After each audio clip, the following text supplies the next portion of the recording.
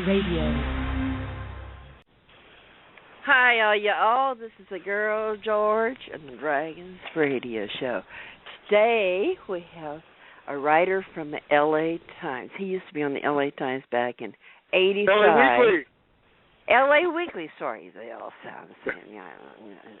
Okay, so back in 1985, I had just gotten to L.A. like the year before, and I opened the paper, and there's going to be a big love-in at Griffith Park Merry-Go-Round. And I called all my friends that were all from San Francisco and said, hey, they're going to have a love-in at the park. Let's go. So they all grabbed their kids and their dogs and some food and guitars, and we went out there. And when we got to the merry-go-round, they said, oh, that was a joke. This is April Fool's Day weekend, which we never paid attention to that. And so we said, well, we don't care. So we set up our picnic and our kids and our dogs and our guitars and put up a flag. And all the other people that thought it was for real, too, drove by and seen it and joined in. There's like about 100 of us. And so we said, well, this was fun. Let's do it every year. So every year I put out 1,000 flyers saying Love in at the Park. So the first Sunday of April, every year for 10 years until I came back to San Francisco, we had another love-in. Now, it's all because of this guy, which I just found out recently because they're doing it again. Somebody else is having a love-in at the park, and he wrote on their site, oh, I'm the one that started that. So I found out he wrote that story. Now, this is Michael Dare. How are you, boy? Well, hi there. It's really good to hear from you. I am calling from Seattle right now, where I am at the Armory at the Seattle Center, at the terminal for the monorail, right underneath the Space Needle, where the Bumbershoot Festival is happening. So if you hear any suddenly loud rock and roll appearing in the background, you'll know where that's from. I'd love to tell you the story of how the love-in came to be. Yes, because please do. I mean, that was 10 years of my life. We did that every year for 10 years, and it was great. And it's all your part. Tell me all about how it started. It is all my fault. Well, basically, I was the film critic for the LA Weekly, but I was pretty good friends with the editor of the paper because I missed it. I read the first issue of the LA Weekly, and I wrote a letter in telling him how much I liked it. And the very next week, the film critic for the LA Weekly, a guy named Michael Ventura, he had written a movie that was coming out, so he couldn't review it. And he literally just pulled my letter out of the letters that come out that week and said, let's have this guy review it. So that's how I got the gig in the first place. One day the phone rang, and it was Michael Ventura saying, will you review this movie I just wrote for the LA Weekly? It was called Road. And I said, I did not care about being a film critic. But I said, sure, I'll do that. And I wrote the review, and they liked it, and I was in every issue of the LA Weekly for the next 10 years. And every time I had a crazy idea, I could run into the editor, and his door was always open. I'd be able to pitch things to him. So one day I did pitch something very strange to him. But you have to hear where it originally came from. Or whenever you tell a story, it's so hard to figure out where to start it. And this one, I'm going to go back to the beginning. And it starts at the Bodhi Tree Bookstore on Melrose in Los Angeles, which is, I pray it's still there. I haven't seen it in many years. But it's an alternate consciousness bookstore that has, everything from Zoroaster to Krishnamurti. It's all books to increase your cosmic consciousness, and they serve tea, free herbal tea, and there's pillows for you to lie around in. It is a really, really great bookstore. So I'm wandering around, just looking at things, and suddenly I came across an entire wall of books by Bhagwan Sri Rajneesh. And this was, once again, the early 80s. I had never heard of him. Nobody had ever heard of him. And I consider myself pretty well read. To see an entire wall of books by someone I'd never heard of I was like, that's crazy. How is that possible? So I literally just kind of closed my eyes, picked a random book off the shelves, and I opened it up and read the very first paragraph. And I still remember it. The first paragraph of this book said, you know a man who has never left the house. You visit him all the time, but he refuses to leave. He only believes in what is in his house. You tell him, hey, outside there's trees and flowers and the sky and all these beautiful, wonderful things. But he doesn't believe you because he's never left his house. Until one day you go in the house and say, your house is on fire. Quick, follow me. And he runs outside with you. And he looks around and he sees, oh, my God, there's trees, there's a sky, there's birds, there's all this great stuff you told me about. It's true. But then he looks back and sees that his house isn't on fire. You lied to him. Well, that's what all religions are. They're just lies to get you out of the house. And that blew my mind. Is that not an incredible statement? I didn't have to read one more word of Bobby Rajneesh to love the guy. Here he is admitting that he's lying to me. Right? I went, okay, this guy's great. I bought the book, and I probably read the whole thing, but mainly I was walking around. That phrase, lies to get you out of the house, it stuck with me. And so I wrote it down at the top of the page, lies to get you out of the house. And I thought, well, okay, if this were an article, this would be interesting. Like, how many people pick up a newspaper and see all this incredible shit to go out and do, and then they stay home and watch television, right? I thought, well, what if I just made up the most just anything to get people out of the house? Oh my God! I just pictured them. I pictured all these people who were ignoring all the great things to do in the LA Weekly, and I thought, okay, what would get those people out of the house? Well, how about a free nude ballet in Echo Park? Would that work? How about if there was a free car swap at the farmer's market? Whatever car you have, come to the farmer's market, trade it for a brand new car. Right? I let my imagination go of what's the most outrageous, impossible things. Giving away shoes too? Weren't the cops giving away? Yes, there was all kinds of shoes. I said today was graffiti day at the Beverly Center. Beverly Center is this big, giant, ugly building in the middle of Los Angeles that's just gray that needs a graffiti. So I just said to myself, call graffiti artists. We're going to put up a scaffolding, paint the Beverly Center. Free today. I said, of course, free health care at Cedars-Sinai Hospital. Who's not going to go to that? You off your goddamn soul. Come on. Today, free everything at Cedars-Sinai. And one of them was, of course, a love-in in Griffith Park. Relive the 60s. It was a long list of just fantasy stuff, and it very clearly said at the top of the page, lies to get you out of the house. Now the only thing I noticed was that story about the love-in. I didn't notice all that other shit until after I came home. I seen love-in. That is all I seen, and I went. Okay, go on. Right. Well, first of all, when I brought it into my editor and I said, here's a funny idea. And he looked at it and he said, it is a funny idea. Let's see when we can run it.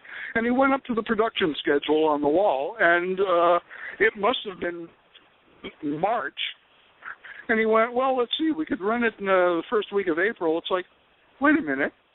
Why don't we run it on April Fool's Day? It wasn't my idea. It wasn't even my concept. It's not what I wasn't trying to fool people. It was a joke. I wanted it to be a joke, but he's, I handed it over to my editor. He did what he wanted with it, and he removed my headline. It no longer said, why is in the house? It said, things to do today. So, yeah, it's not your fault that you believed it. Well, I didn't know it was April Fool's Day either.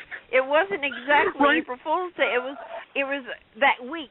So I didn't even notice the paper April comes Fool's. out on Thursday, and April Fool's Day was a couple days, and it didn't say April Fool's. It didn't say things to do on April Fool's Day. It just said, here's some great stuff to do. And you picked that one out, and it's the only one that you noticed, and you went and you did it. So did a lot of other people. So some people only saw Spago's will be selling pizza in the Meridian of Little Santa Monica Boulevard for $2 a slice. That's all they saw. And there were people who, we got angry letters from people who drove in. It's like, this was my one chance to try Spago's Pizza at this Beverly Hills food fair. Oh, and by the way, that happened too, but years later. I mean, the love-in actually happened that weekend. But years it and happened years that later, weekend, and every weekend after that for 10 years. We did it every year for 10 years.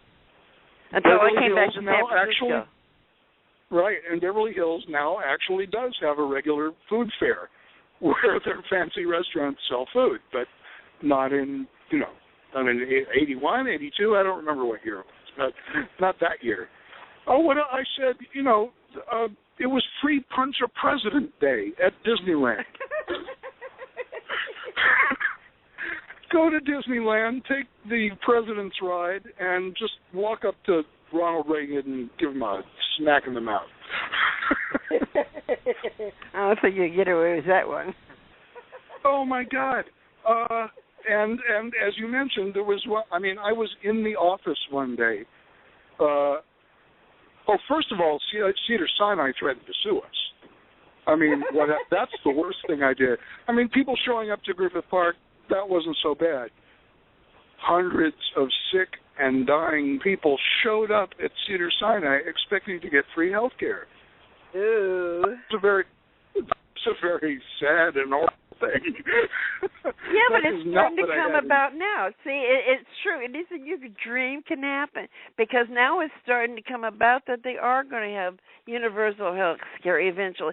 And that marijuana thing, the guy that used to go to the love-ins every year was Captain Ed from the Valley at Hudson Heights, and he's the one that talked that guy into writing that book about the Emperor Wears No Clothes. He's the one that started that whole thing about medical marijuana and being legalized. He's the one that started. He used to go to that love-in every year. But no, so anything you can dream can happen, because it's happening now. Right. And, of course, I was in the office when the secretary in the front desk says to me, Michael, this is for you. And I pick up the phone, and they said, is this Michael Dare? I said, yes. And they said, this is the LAPD. Why are we getting all these phone calls from people asking for free Italian shoes?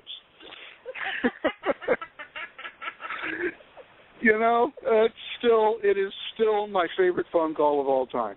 Because one of the articles was the LAPD has found this unclaimed cache of 16,000 pairs of Italian shoes, and they will be giving them away at City Hall. Won't that get you off your couch? Did anybody graffiti up the Beverly Center? I don't know about that. No, if you're going to make it, I think this is going to make a movie out of this. You would have people running around actually doing all these things. Yeah, that would be great. They're doing the love-ins again. There's another girl named Georgiana. She started doing the love-ins with her old man that's from that group Love, Johnny Echo. That's her old man. He's really? Guitar player the from Love. And they do Love? the love-in every week. Every year for the last 7 years or so at the merry-go-round. Not in the same spot we did it, but around the merry-go-round somewhere, but it's not in that little pie-shaped spot we did it at.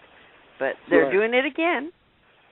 Well, But they do it. They do it. I Full think Lovins. in August on Yeah. the anniversary of Woodstock. So it's people will remember it more, and they won't think it's April Fools. It's just, I'm so glad that it's still happening. I mean, I actually attended Real Love, the first ones in the 60s at that same spot, next to the merry-go-round. I mean, I took so many mushrooms in that. But I was a little bit, I was it was in just San a little bit, Francisco in the 60s. I was a little bit too young to be a hippie. I graduated high school in 1969. So by the time I got out in the world, the 60s sort of didn't end until 72, but because that's when the war ended. But I was very desperate to catch up and become a hippie, and I started going to. Well, you did it. I did it. So I like festivals. You did marijuana, and you can do pretty much anything. Well, one of the things I'm working on up here is the world's largest protestival. It's called HempFest, and every year more than 30,000 people gather together in Myrtle Edwards Park in Seattle and creative civil disobedience in the park. This is right underneath this is not only under the eyes of the DEA and the Seattle Police Department. They're part of it. The police chief comes and speaks to us. Isn't it legal now up there? Isn't it legal now in Washington? And as soon as it became legal, the Seattle Police Department came to HempFest and gave away free bags of Doritos. This incredible city. It is truly. My son was arrested a few months ago on some charge. I don't even remember what it was. It was maybe it was reckless driving. But in any case, they took all his possessions from him. And when the charges were thrown out and they gave him all his stuff back, among the stuff they gave back to him was a big bag of pot. I could not believe this. They actually gave him back his pot. What other city does that happen in? I'm very glad to be living in Seattle. Are you writing on a paper up there? Do you write on a paper up there? No, the newspaper industry has just changed a hell of a lot since when I was in it. I can't even get published in the LA Weekly. And it's not because they don't like my stuff, or it's because they literally don't have a budget for freelance. Every newspaper that you read is written by the staff entirely. They don't even take pitches from freelance people. There is no budget for freelance. They have a budget. They hire it's like the Simpsons, they have their staff of writers, and that's it. There's no getting in. It was weird. Well, why don't you start your own magazine? Oh, you can do it on the web, Yeah, that's true. I've done that for a while. I'm focusing on other things. I am mysteriously refocusing on my music. You're a musician? Yeah. I had, before I was a journalist, I had 4 musicals produced in Los Angeles. I was a composer for musicals. You should write a musical about the Love-Ins. You should write a musical about that article and have the Love-Ins and the free shoes and the free pizza. That's true. That's true. That would be great. I'll be in it. I will seriously I can write consider songs doing for that. But basically, since I moved from LA, when you're moving around, I've had kind of a nomadic life for the past few decades, and you can't take a piano with you. But I'm now. Well, they got those portable things, those Casios or whatever you call them. But the building that I live in moved a beautiful, brand new piano into the lobby, just out of the blue, and I started practicing, and I've already had 4 gigs. It blew my mind. I just posted something to YouTube, and I opened for Mary McBride a couple weekends ago. Yeah, 2 paying gigs playing piano in front of people for the first time in my life, in my 60s. I think that felt great. Well, you know what it's like performing in front of people. Oh, I do it every week. I love it. I love it. I love it. I'm still screaming and yelling on stage and shoving mics in people's faces. And I'll be 70 this October 29th, right before Halloween. You know, I'm a Scorpio like you, honey. Yes. And so you know what that feels like. I now totally understand. I mean, I haven't done it. I used to sit in an audience and watch performers do my songs. I was never the one up there doing them. No, it's more fun being up there. It really is. I am. So I'm focusing on that. I'm focusing on my music. And there's also. Did you ever play at Al's Bar in L.A.? Did you ever play at Al's Bar in L.A.? They're making a movie about the L.A. art scene back in the 70s, 80s, 90s. And I'm going to be in that. They came up here and they filmed me about a week ago for it. It's called Tales of the American. Huh? Really? Yeah. My participation in that scene was as a journalist and photographer. I took hundreds and hundreds and hundreds and hundreds of Polaroids of everybody. I'm sure I have Polaroids of you. And they are all in a storage locker in Desert Hot Springs. And that is my big plan. I'm going back to Desert Hot Springs next month, and I'm going to retrieve all my Polaroids and scan them. And I have pictures of the Love-In, which I attended. Oh, I must be in them. I'm sure you're in them. It's hard to miss me. I wore a sword. But yeah, maybe I'll turn that into a magazine, because I move people's faces around. I move people's faces around, so it's like, are you in these pictures? I don't know. You tell me. Could this be you? That would be great. I'll help you with it. I will take you up on that. Because I'm going to have a hard time figuring out who all these people are. Well, see, I'm great at playing with the computer, and being they got Facebook, I'm hooked to practically everybody I ever knew. I mean, people I knew 50 years ago. And all the people in L.A., they all find me on Facebook because I'm pretty big. I'm pretty loud. I know. So I can hook them all together. He didn't have us in mind when he created that, but it turns out to be so perfect. If you have moved from where you were, how else are you going to keep in touch with the people from the old city? He created for me. He created for me. He may not know it, but he did. Facebook is my world. I mean, I can skip around and find all my friends. That's how I started doing this radio show. It's just people I knew. I knew 50 years ago, 40 years ago. I knew them in Nashville. I knew them in L.A. I find them all on there, and we can talk on the phone. And I put pictures on. If you notice, after we do the show, I steal pictures off your site, and I put pictures on it and then put it up on YouTube so everyone can see all their old friends when they were young and cute. Right. But a lot of people they say that if you remember the '60s, you weren't there, and I remember the '60s because I was in high school. I don't remember the '80s, or what's a blur for me. No, I remember them all, and I was at all of them. I was in the '60s in the heydays where I was in North Beach when the folk thing was happening before the hippies. And the L.A. scene and the Mabuhay when that first started, and the Nashville underground was the Outlaws. I was there. I was everywhere. Wherever there was a scene happening, I made that scene. Right. So, did you ever participate in New Wave Theater? What?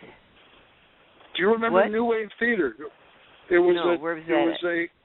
It was a TV show in Los Angeles in the 80s, hosted by Peter Ivers, directed by David Joe, the Dead Kennedys and the Germs and, everyone. I remember Night Flight in L.A. Remember Night Flight? Yes, that was Night Flight. That I used to watch. I remember that.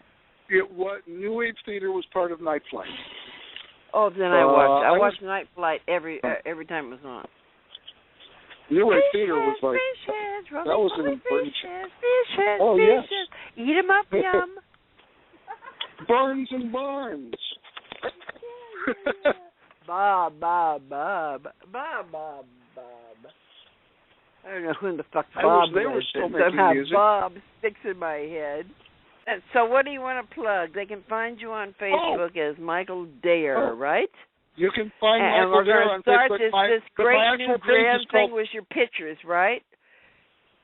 So it'll all be on your Facebook site, so we can find you. On Facebook, it's called Dareland.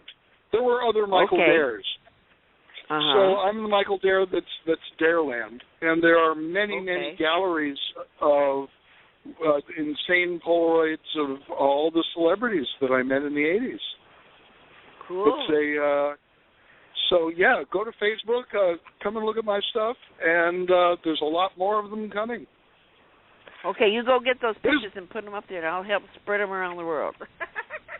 Okay, I am seriously going to need your help identifying people. I have no problem with that. I love doing it. This is my playground here.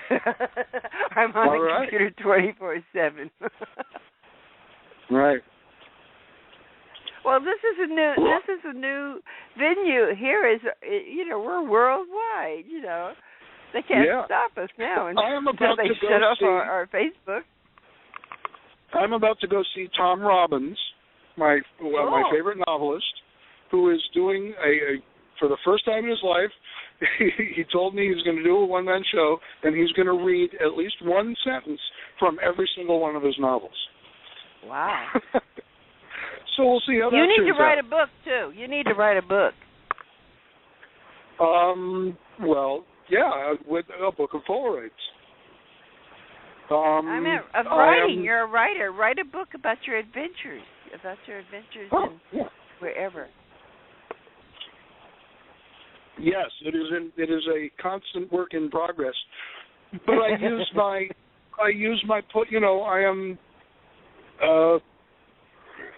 illustrate my own stories. It's like all I need to do is pull out all I need to do is pull out one of these pictures, and I will at least vaguely remember what happened, and I can make up the rest. And what don't you make up, right? Yeah. Lie. They won't know the difference. Who cares? Just make it a funny story. My ex-partner Star used to say, "Why tell the truth when a lie makes a better story?" Because she was a Gemini and she didn't believe in the truth. She just made it up. She told stories about things that I was at and I didn't even recognize them. Right. Well, you can. Yeah. All you have to do is wait for people to die, and you can make up stories about all the time you spent together. Okay, this is Girl George and the Dragons Radio Show. Thank you for being on my show, my dear. It was a lot of fun. We'll do it again sometime. Yes, we'll work on this thing together. This is Girl George, and see you later, alligator. Ta-da. Everybody's crazy but me. Everybody's nutty as can be. Forming games, waging wars, paint the names upon the door. You against me, us versus them. No communicado, don't give a damn. Our kids in the street are the gross casualty now. Everybody.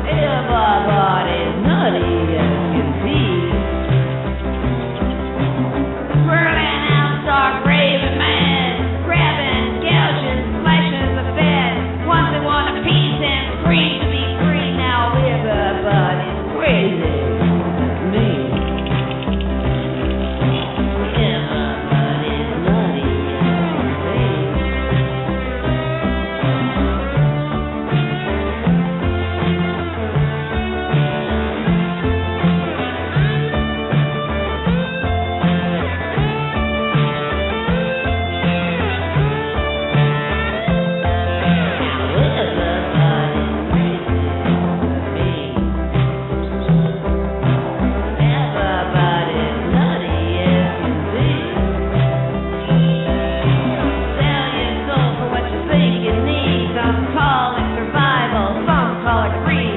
What's a pound of flesh worth today?